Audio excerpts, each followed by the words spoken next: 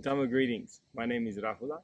I'm a student of Bhikkhu Candana, and I just wanted to share a thank you before watching, and just to let you know that Bhikkhu Candana is a wandering monk, and he basically depends totally on donations for food, shelter, transport, and medicine. So if you find this video beneficial and it's fruitful in your life, a dana or donation would be greatly, greatly appreciated. So enjoy.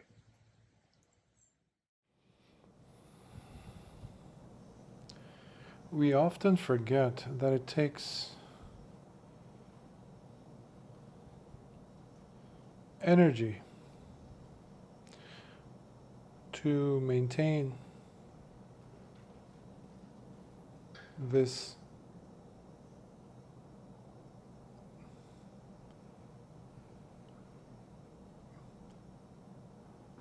involvement, this sustaining of a self, the identification with a self. You have to remind yourself, But because we've gotten into the habit of doing it,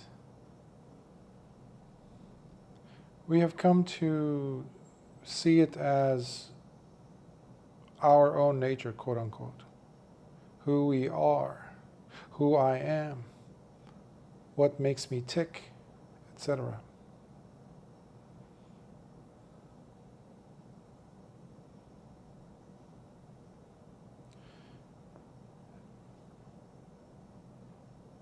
It takes tremendous effort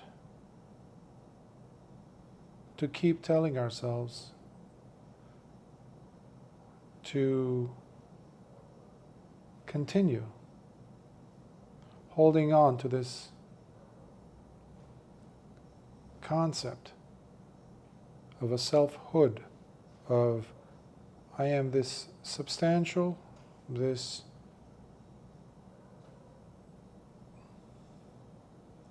person, this solid thing, solid I, capital I, letter I.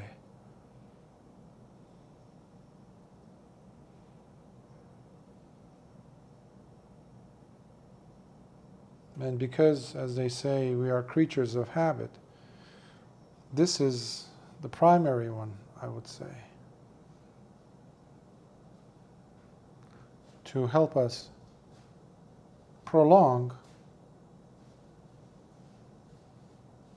in a sustainable manner experience. Usually, experience goes hand in hand with memory. And depending on your proclivities, depending on what have been your habits, the type of experiences you have had more often than others, what I mean by that is pleasurable memories or painful memories, that itself will become the cap, that will become the filter with which you interpret life. And if you're interpreting life, if you're trying to read life, you do it through the position or from the position of a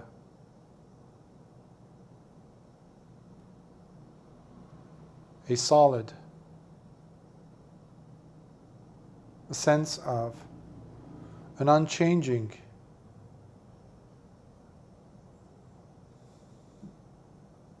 independent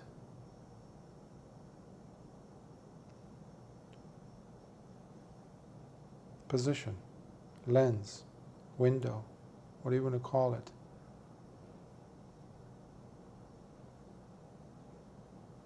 But this takes effort to maintain, because life is always hitting you with different circumstances that fall out of the range of influence of such a self. You have environmental conditions, situations, circumstances, events. And you have to deal with other people's realities of their own sense of self, sense of substantially independent, unchanging identifications.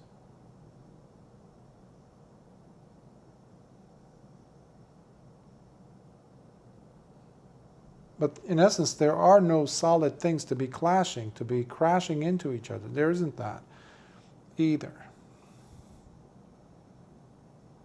There are interpretations, there are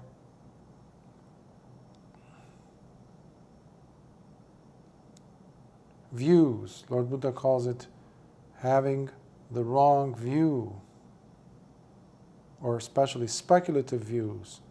So that becomes like the glue, whatever that speculative view or sets of views you might be carrying around behind you, like a shipping container that you're dragging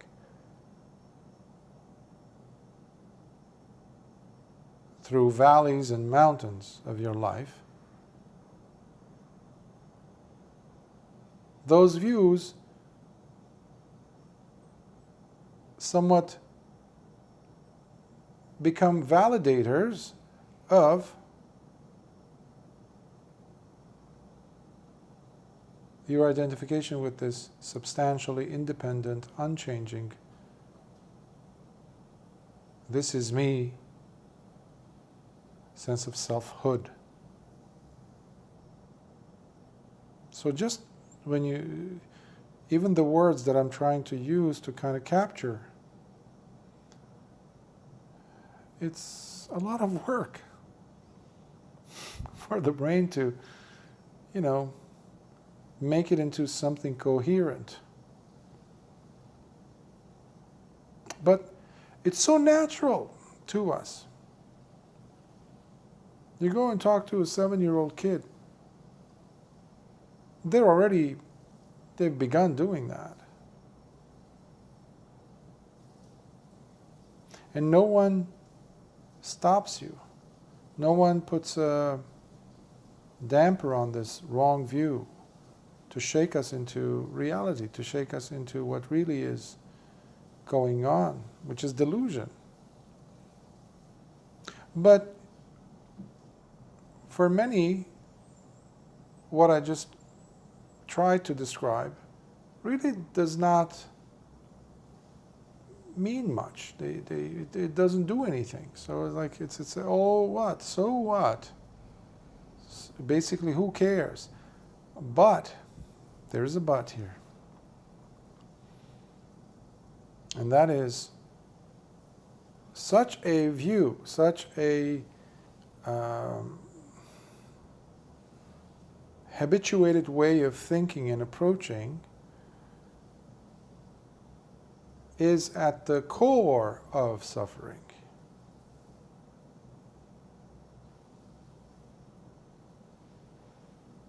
So what this means is it takes a lot to suffer.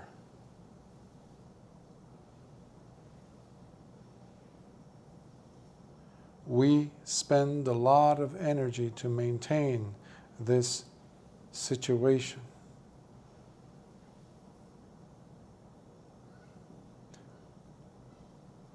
We have to perpetuate this way of thinking in order for us to perpetuate our suffering. And what does that say? We are the authors of our suffering, ultimately. Ultimately. That's why no matter what other people do to us, ultimately, it is what you do to yourself that's really going to matter.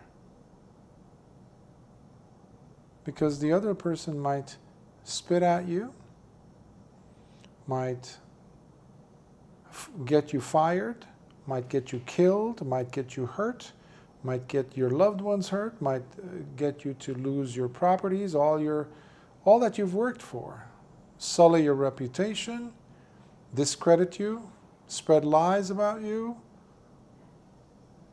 or the opposite, they might do good things to you,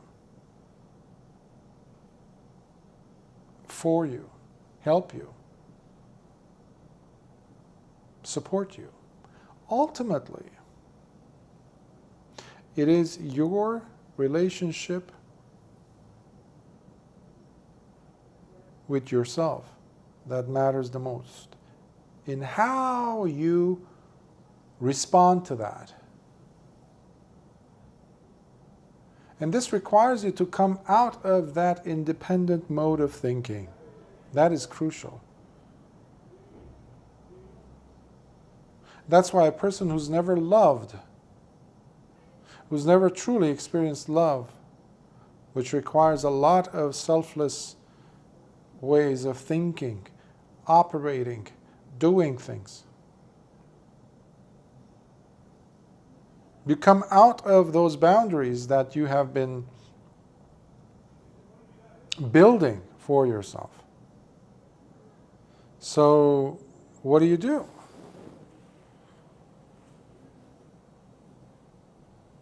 With this knowledge, with this information, you must first try to make sense of it, see what area, like anything, is this helpful? Is this going to help me? How can this help me? I just mentioned how we perpetuate our suffering. It takes a lot of energy to suffer. Suffering takes a lot of effort from us. So next time you are sad, next time you are depressed, you are telling yourself, why does this thing happen to me? Why is it happening to me? Is it supposed to be this hard? Or why am I in pain?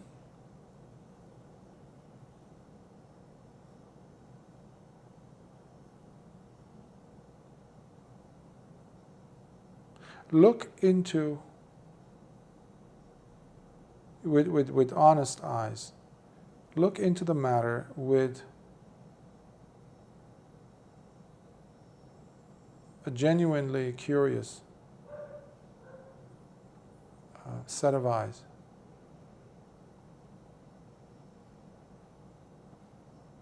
It's like you have been living in a box, in a small contained area, and you had something in your hand every day.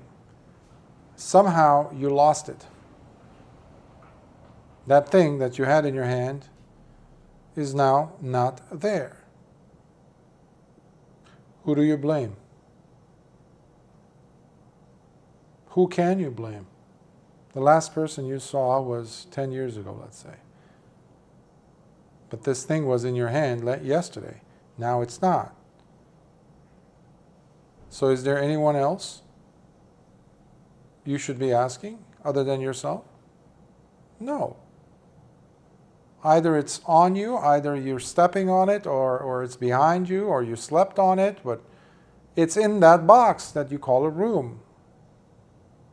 No one entered, no one left. Just you. So it's the same thing when you are looking for your the causes for your sadness. Of course others do things. Of course situations, the world, things are happening. You're not in a vacuum, of course. But what this is trying to encourage in people is to not continue looking at the world as the real source of the continuation of suffering.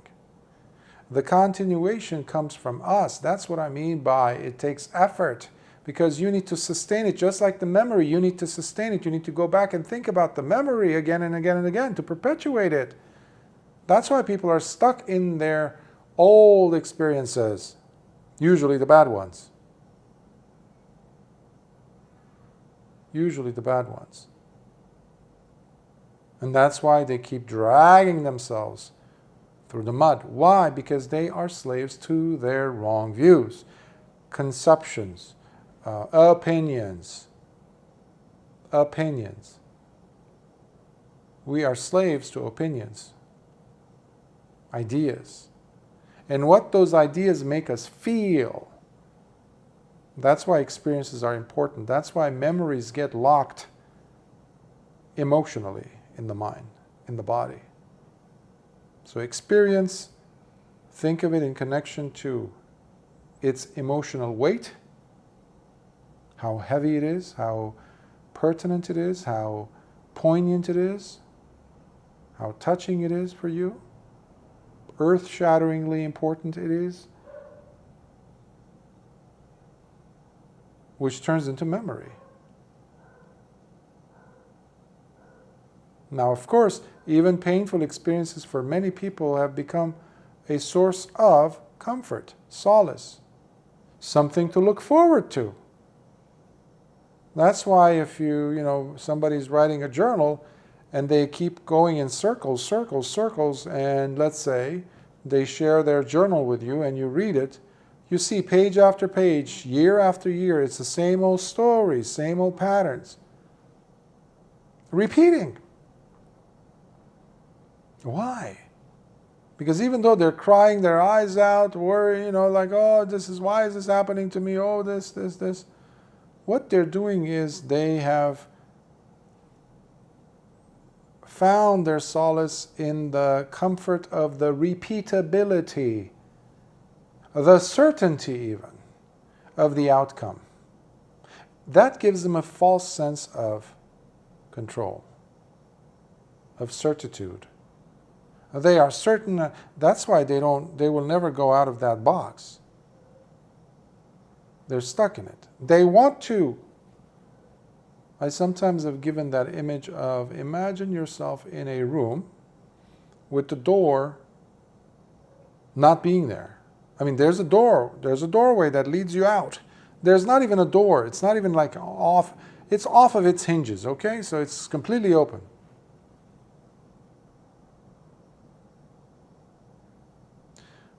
And then the room has 4 walls. A ceiling and a floor. And imagine that you have no need to sleep or rest or eat, go to the bathroom ever. And you have been given eternal life. And your body will never decay or get old. You're immortal, let's say. And you're going in circles, walking in circles within that room, within the confine of the room. You're about 2 or 3 feet, about 1 meter away from the door, which is wide open, which takes you out of that world, out of that 4-walled world, which is not a world at all. But you're going in circles, perpetually. You don't need water, you don't need food, you don't need to rest, you don't need to lie down, you don't need to worry about the body getting old or sick or sleep. No, none of that. You're going on. It's like the energy that never runs out. Would you ever be able to get out of the room? That's the question. If you're going to go continuously in a circle. So your feet are turning in, and keeping you in that circle.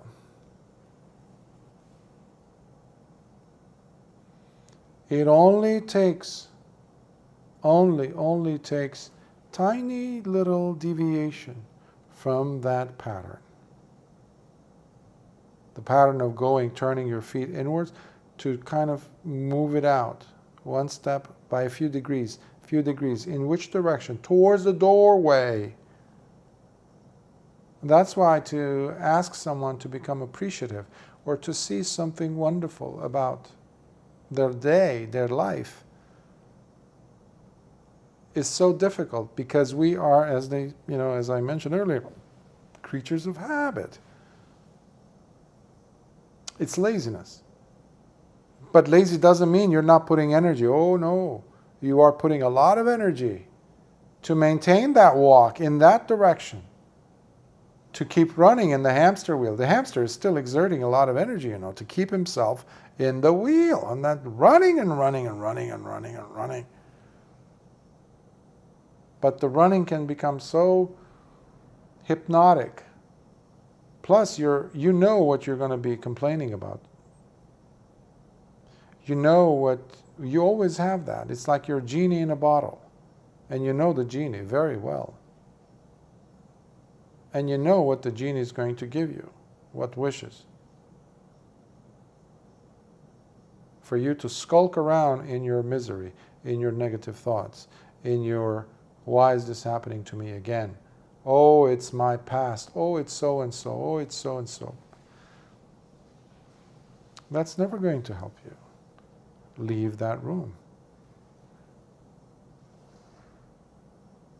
So we need to leave the room by making choices to stop putting so much effort in perpetuating the old image of myself. You're not betraying anyone by relinquishing your old ideas, ideologies, attachments to who you thought you were, to your past. This is why many people have a difficulty relinquishing, giving up their old habits. An alcoholic, a drug addict, or somebody who's gone into other types of addictions or doing harm to others, when people finally come into their lives and they trust them and they see the goodness in them, they talk to them about it. And they themselves, the person who used to have a bad past, let's say, has a hard time believing. So at that point, it's crucial for an individual to really sabotage their old ways of thinking, their old unwholesome ways of identifying with something that was never there. And this is when you're pulling away the energy resources for continuing to suffer. This is when you're changing the direction of your feet to walk out of the room towards the doorway and out into freedom and wisdom and truth and love, happiness and joy. They're a bundle, they're part of the same family. Wisdom, truth, joy, love. They have everything to do with you relinquishing wrong views. How do you know if it's a wrong view and from a right view? Is it giving you joy? Not at the cost of others, putting others down or minimizing others' importance in things. No. No one gets hurt if it's true joy. No one gets hurt.